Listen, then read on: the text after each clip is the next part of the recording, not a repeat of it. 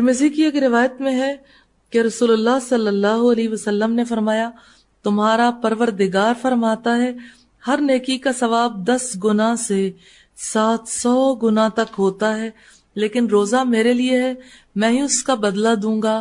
روزہ دوزخ سے ڈھال ہے، روزہ دار کے منہ کی بو اللہ کو کستوری کی خوشبو سے زیادہ پسند ہے۔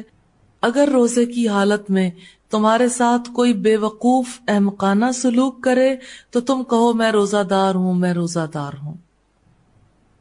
انی صائم انی صائم، کتنا سکون ہے ان دو لفظوں میں، میں روزہ دار ہوں، میں روزہ دار ہوں، یعنی بحث کرنے کی ضرورت ہی نہیں ہے۔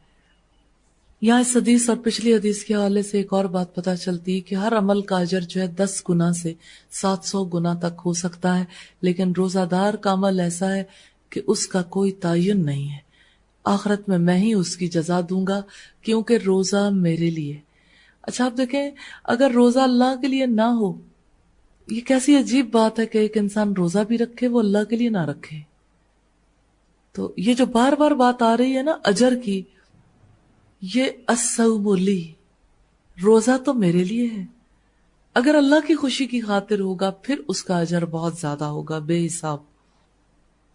اور اگلی روایت ہے، حضرت ابو امامہ بیان کرتے ہیں کہ میں نے عرض کیا یا رسول اللہ مجھے کوئی عمل بتائیں۔ آپ نے فرمایا علیک بالصوم فإنہ لا عدل لہ، آپ نے فرمایا روزہ رکھو، اس کے برابر کوئی عمل نہیں ہے۔ یہاں سے ہمیں پتہ چلتا ہے کہ روزہ کتنے بڑے درجات والا عمل ہے۔ میں نے پھر عرض کیا یا رسول اللہ مجھے کوئی اور عمل بتائیں۔ آپ نے فرمایا روزہ رکھ، اس کے برابر کوئی عمل نہیں ہے۔ میں نے پھر عرض کیا یا رسول اللہ مجھے کوئی اور عمل بتائیں۔ آپ نے فرمایا علیک بالصوم، روزہ رکھو، آپ پر لازم ہے کہ روزہ رکھو، اس کے برابر کوئی عمل نہیں ہے۔ یہاں اس حدیث سے ہمیں یہ پتہ چلتا ہے کہ روزہ رکھنا اتنا بڑا عمل ہے۔ ایک صحابی کے بار بار پوچھنے کے باوجود آپ نے اسے روزہ رکھنے کی ہی ترغیب دلائی۔ حضرت ابو ہریرہ بیان کرتے ہیں رسول اللہ صلی اللہ علیہ وسلم نے فرمایا جہاد کرو تم محفوظ ہو جاؤ گے، تم روزے رکھو تم صحت مند ہو جاؤ گے، سفر کرو تم غنی ہو جاؤ گے۔ بہت خوبصورت پیاری حدیث ہے۔ زندگی میں انسان کو 3 چیزوں کی سخت ضرورت ہوتی ہے، ایک حفاظت کی، دوسرے صحت کی، اور تیسرے دولت کی۔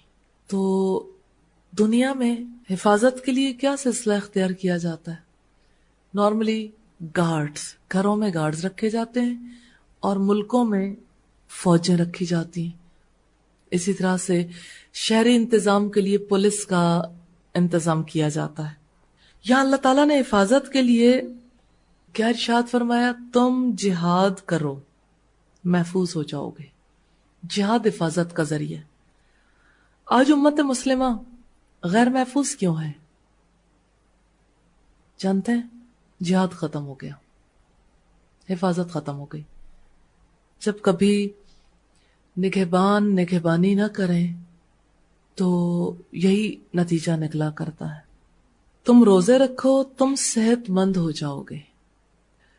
صحت کی ضرورت انسان ہمیشہ محسوس کرتا ہے، اور صحت کے لیے کیا کچھ کرتا ہے؟ صبح و شام جو کھانا پینا ہے، ہر وقت جو اس کی تلاش رہتی ہے، اچھا دودھ پی لینا چاہیے، فروٹ کھانا چاہیے، ڈرائی فروٹ لے لیں، سیلڈز لے لیں، سبزیاں، یا اسی طرح سے مختلف نوعیت کے گوشت ہیں، کھانا جو ہے وہ اس میں اس نوعیت کا کھانا بنے، یہ زیادہ صحت کے لیے مفید ہے، اگر اس نوعیت کا ہو تو یہ صحت کے لیے مفید نہیں ہے۔ یعنی اگر دیکھا جائے تو انسان بنیادی طور پر ہیلتھ کانشیس ہے، اسے صحت بہت عزیز ہے، اور صحت کے لیے انسان کھانا چاہے اور رب نہ کھلانا چاہے۔ انسان چاہے کہ میں کھاؤں اور میں صحت مند رہوں، اور جو پیدا کرنے والا یہ بتائے کہ کھانا چھوڑ دو، پھر صحت ٹھیک ہو جائے گی۔ تو یہاں روزے کے حوالے سے یہ بتایا کہ تم روزے رکھو صحت مند ہو جاؤ گے۔ لیکن ایک انسان اگر صرف اس آبجیکٹو کے تحت روزے رکھے کہ میں صحت مند ہو جاؤں تو اس پر اجر کوئی نہیں ہے۔ اجر تو اسی وقت ہے جب اللہ کی رضا کی خاطر انسان روزے رکھے. یہ روزے کا ایک فائدہ ہے جو رسول اللہ صلی اللہ علیہ وسلم نے بتایا. تیسری چیز جو ہے وہ رسول اللہ صلی اللہ علیہ وسلم نے بتائی کہ سفر کرو تم غنی ہو جاؤ گے. اچھا، سفر کا دولت سے کیا تعلق ہے؟ سفر سے ظفر کیسے نصیب ہوتا ہے؟ یعنی کامیابی. سفر وسیلہ ظفر ہے نا، اردو میں بھی ہم محاورتاً کہتے ہیں کہ سفر جو ہے کامیابی کا ذریعہ ہے. سفر سے دولت کیسے نصیب ہوتی؟ ایک انسان جو اپنے لمیٹڈ سرکل کے اندر رہتا ہے تو اس کا سکوپ بھی بڑا نیرو رہتا ہے. جب ایک انسان دنیا کو ایکسپلور کرتا ہے، مختلف علاقوں میں جاتا ہے، اس کی وجہ سے اس کا ذہنی افق وسیع ہوتا ہے، اسے زیادہ تجارت کے مواقع ملتے ہیں اور اس کی وجہ سے اس کو زیادہ دولت نصیب ہوتی. تو رسول اللہ صلی اللہ علیہ وسلم نے دولت کا، صحت کا، حفاظت کا وہ طریقہ بتایا ہے جو طریقے عام طور پر اختیار نہیں کیے جاتے. کانسیپٹ کتنا ڈفرینٹ ہے نا، ٹوٹلی اپوزٹ ہر چیز کا کانسیپٹ. جیسے دولت کے لیے سفر کا تصور دیا رسول اللہ صلی اللہ علیہ وسلم نے، سفر کرو. صحت کے لیے کہا روزے رکھو، اور حفاظت کے لیے کہا کہ جہاد کرو. تو ہمارے ہاں کیا سمجھا جاتا ہے؟ حفاظت کے لیے گھر بیٹھ جاؤ، محفوظ ہو جاؤ، دنیا سے پناہ مانگ لو، اور صحت کے لیے زیادہ کھاؤ اور کھاتے ہی جاؤ. اور اسی طرح سے دولت کے لیے یہ ہے کہ بس اپنے علاقے میں جہاں ہیں وہیں پہ رہ کے ڈٹ کے محنت کی جائے. دولت خواہ کسی بھی نوعیت کی، علم کی دولت ہو یا یہ دولت مادی دنیا کی ہو، سفر ضروری ہے. سفر کے بغیر انسان بڑے درجات تک نہیں پہنچتا، بڑی منزلوں تک نہیں پہنچتا. اور اگلی حدیث ہے، حضرت ابو ہریرہ سے روایت ہے، نبی صلی اللہ علیہ وسلم نے فرمایا الصیام جنہ، روزہ ڈھال ہے، وحصن حصین من النار، اور دوزخ سے بچاؤ کے لیے مضبوط قلعہ ہے. یہ کیسا قلعہ ہے جس کی دیواریں مادی طور پر نظر نہیں آتی. روزے کے بارے میں دیکھیے، یہ برائیوں سے حفاظت کرنے والا، برائیوں سے بچانے والا قلعہ ہے. اور اس قلعے کی حفاظت کرنے والا کون ہے؟ انسان کا نفس. محاسب خود بن جاتا ہے جس کی نظریں رب پر لگی رہتی ہیں. انسان کانشیس ہو جاتا ہے، الرٹ ہو جاتا ہے، جس کی وجہ سے وہ برائیوں سے محفوظ ہو جاتا ہے.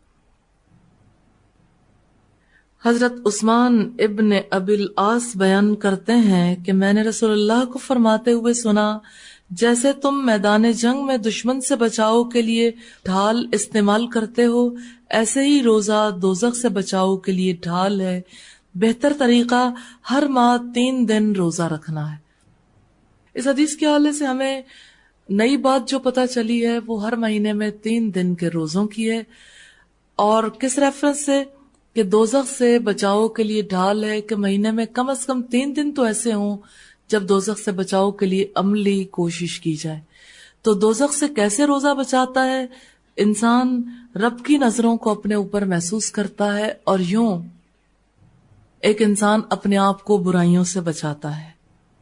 حضرت جابر بیان کرتے ہیں کہ رسول اللہ صلی اللہ علیہ وسلم نے فرمایا، روزہ ڈھال ہے، بندہ اس کے ذریعے سے آگ سے بچتا ہے.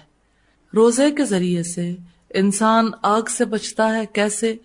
روزہ برائیوں سے بچاتا ہے، اور برائیوں سے بچنا ہی دراصل آگ سے بچنا ہے.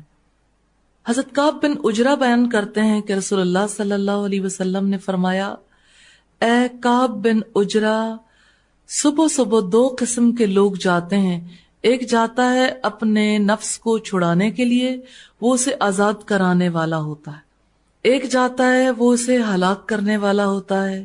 اے کعب بن عجرہ، نماز قرب الہی کا ذریعہ ہے، روزہ ڈھال ہے، صدقہ آگ کو ایسے بجھا دیتا ہے جیسے چکنے پتھر سے پالا پھسل جاتا ہے. بہت ہی خوبصورت روایت ہے. روایت کے حوالے سے دیکھیے گا، صبح صبح 2 قسم کے لوگ جاتے ہیں. کہاں جاتے ہیں؟ ایک جاتا ہے اپنے نفس کو چھڑانے کے لیے، ایک جاتا ہے ہلاک کروانے کے لیے. کہاں جاتے ہیں؟ یعنی صبح جس وقت ایک انسان کی ایکٹیویٹی کا آغاز ہوتا ہے تو ہر ایک کا آبجیکٹو ڈفرینٹ ہوتا ہے، مقصد اس کا مختلف ہوتا ہے. کوئی تو ایسا ہے جو اپنے نفس کو چھڑوانے والا، آزاد کروانے والا ہوتا ہے. اچھا، نفس گرفتار ہے انسان کا، کہاں سے نفس کو چھڑانا ہے؟ قرآن حکیم میں رب العزت نے فرمایا کل نفس بما کسبت رہینہ، ہر انسان اپنی کمائی کے عوض رہن ہے. یعنی ایک انسان کی جان تو اللہ کے قبضے میں ہے. جب کوئی نیکیاں کرتا ہے تو اپنے آپ کو دراصل اللہ سے آزاد کرواتا ہے، یعنی دوزخ کی آگ سے اپنے آپ کو بچاتا ہے، گرفتاری سے اپنے آپ کو آزاد کرواتا ہے. تو جو انسان اپنے نفس کو چھڑانے والا ہے، آزاد کروانے والا ہے، وہی کامیاب ہے. اور دوسرا جاتا ہے جو اسے ہلاک کرنے والا ہوتا ہے. تو کعب بن عجرہ سے آپ نے فرمایا نماز قرب الہی کا ذریعہ ہے، روزہ ڈھال ہے، یعنی روزہ گناہوں سے بچاتا ہے، صدقہ آگ کو ایسے بجھا دیتا ہے جیسے چکنے پتھر سے پالا پھسل جاتا ہے.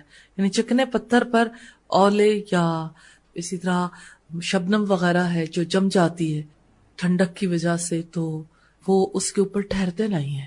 چکنی چیز کے اوپر کوئی چیز ٹھہرتی نہیں، اندر جذب نہیں ہوتی پتھر کے. تو صدقہ جو ہے انسان کو کس طرح سے برائیوں سے بچا لیتا ہے. نبی صلی اللہ علیہ وسلم نے فرمایا کہ آگ کو ایسے بجھا دیتا ہے جیسے چکنے پتھر سے پالا پھسل جاتا ہے. یعنی آگ اس کو نہیں لگتی یا آگ اس کے قریب نہیں آ سکتی. یہ صدقہ ہے جو آگ سے بچانے والا ہے.